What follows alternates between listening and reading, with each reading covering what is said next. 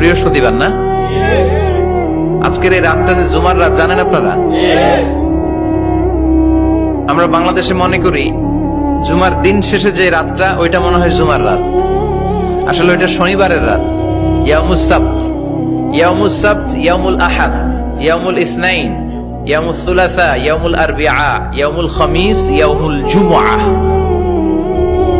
এই হচ্ছে 7 দিনের আরবি নাম। তা আজকে হচ্ছে ইয়াউমুল খামিস।